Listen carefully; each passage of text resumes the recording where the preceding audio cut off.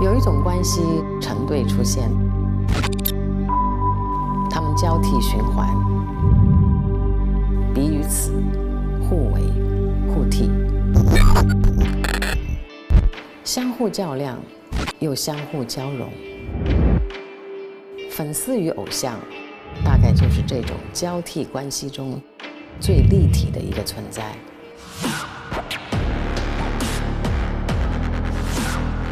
我唱过《在我成为井井有条的大人之前》，在我成为井井有条的大人之前，因为人生就是无数选择题的堆砌，不存在捷径，也未必能如愿耕耘收获。我是平心于流量，决意埋头自娱于人的郭采洁。舍与得之间，成就了现在的我们。人生之河深与浅，顺与折交错，无常恒定。没有黑暗，光不能生；没有喜舍，哪来收获？想要成就更好的自己，唯有勇敢，可破一切阻碍。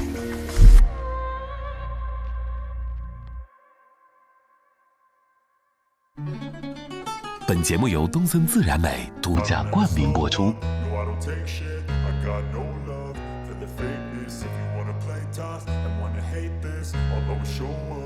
采洁，你是拍完《小时代》，突然之间变了一个流量非常大的音乐。你现在粉丝有多少？现在微博的话3000多。哇，那很多哎！我有多少啊？2000呢？2000我已经觉得很多了。那你适应吗？因为现在所有全部都是数据化嘛，然后去界定你的一个价值。有的时候会真的很渴望回到，比如说90年代那个时候，网络还没有就是全面覆盖的状态下，那种人感受一件事情、欣赏的那些，都跟现在不一样。我觉得这个你也想得太多了，可能我生存在80、90年代，还要我觉得民国的时候很浪漫啊，要写信啊，这个坐船去什么考状元呢，永远觉得上一个年代最浪漫的，就是对，当然也浪漫，但是可能再过30年，他们会觉得你那个年代也是很浪漫的，还是要在当下活好我们自己的人生了。那些流量的数字会给你带来压力或者是困惑吗？就其实我在演《小时代》之前，我那个微博的粉丝大概只有90多万，算是一夕之间，很像那种一路涨停板那种上去。确实还是会很被这种实质的这种你会不会觉得去飘在云里面一样？那倒没有，因为可能性格的关系，就还是自我否定的部分比较多。我觉得你好像经常在否定你自己，你对自己要求很高啊。但是嘉玲姐，你是不是也是这样？我对自己要求也很高的，但是我还是要肯定我自己的一些努力，要不然你老是否定的话，有很多负面的东西会一直累积出来。对。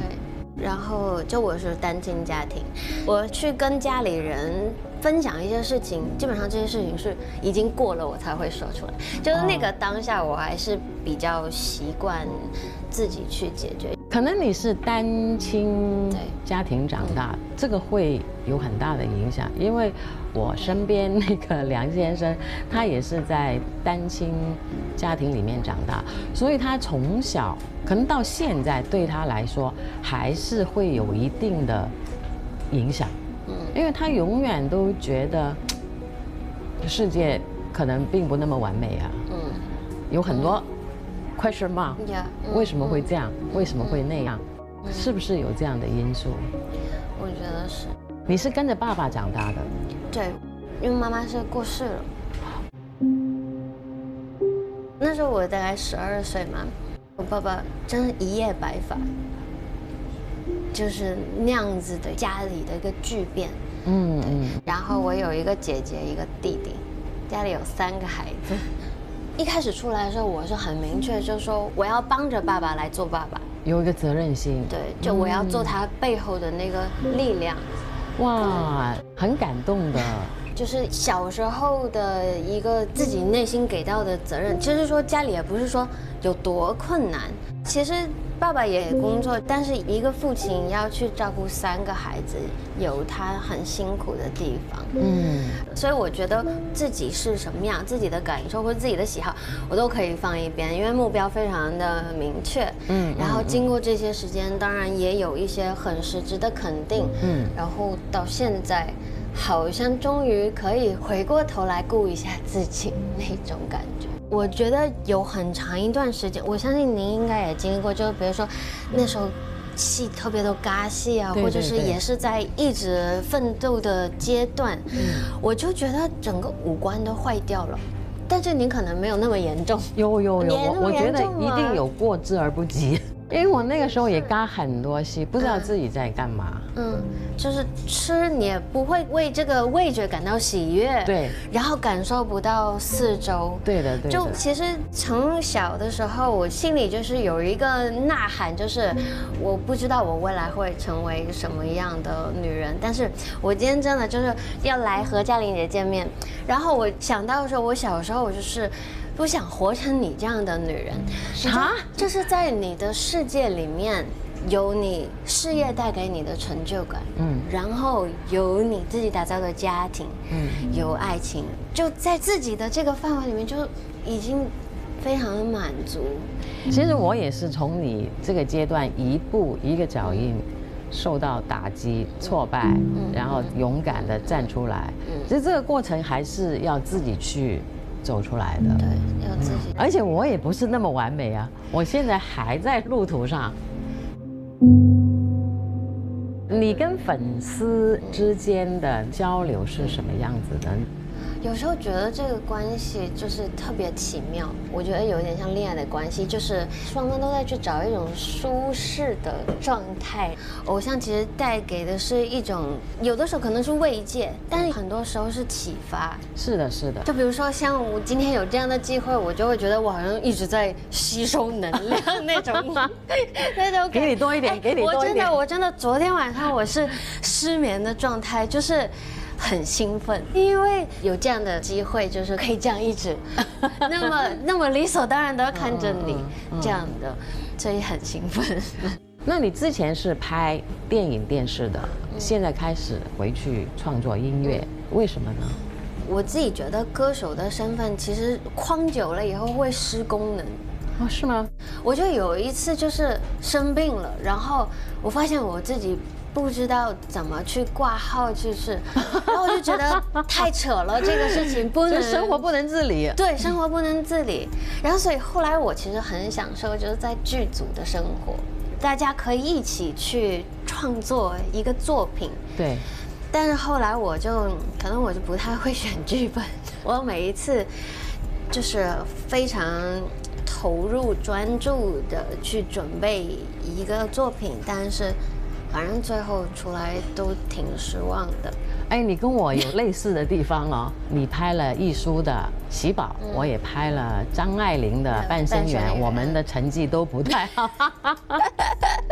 我是200%的付出了，那出来的结果不是我能够把控的，反而做歌星在台上就看你一个人了。但是曾经也不是，就是因为曾经我没有办法全部的去参与这个创作，以前就是用名字然后就去收歌，好像去扮演一个这个歌手的那种感觉，就一直到后来，我大概是前2年的时候，我去参加一个乐队的节目，然后过程当中，我和所有的乐手的那种交流，包括我对于歌的一些想法改编，然后视觉怎么的，我突然把自己抓回到那个大学的时候，就是在入行前给自己定了这条路以前的自己，我就很激动，所以就从那个时候开始，慢慢的就好像埋下了那个要再回来做音乐的那个种子。哦，你现在那些歌词都你自己填写吗？对，你那个哪哭哪是不要哭，对，不要。为什么会有这个歌呢？其实2020年就反正整个世界都在重组嘛，大概春天那会儿，我经历了一个很黑洞的事件。哦，是吗？什么事件？对，其实这个事情呢，大概发生在10年前，那时候我刚出道，网络上面就突然有一些谣传我生病，然后就跟我根本不熟的男前辈，根本就是一些很荒谬的事情。当下也没有采取什么法律行动啊，甚至是出来为自己去澄清什么。结果后来因为一个缘故，把这个整个事件又引出来，在10年后，那种很负面的情绪全部都引出来了。然后我其实最觉得感到抱歉的其实是自己，就觉得在10年前的那个时间点上面，我没有站出来保护自己，因为可能唯一能够为自己做点什么的，只有自己这个人。我也发生过很多很惊天动地的打击的，而且我也跟你一样，10年后重新再拿出来被人家讲一次的，你会觉得为什么命运对我有一些不公平啊？但是我又觉得也很公平啊。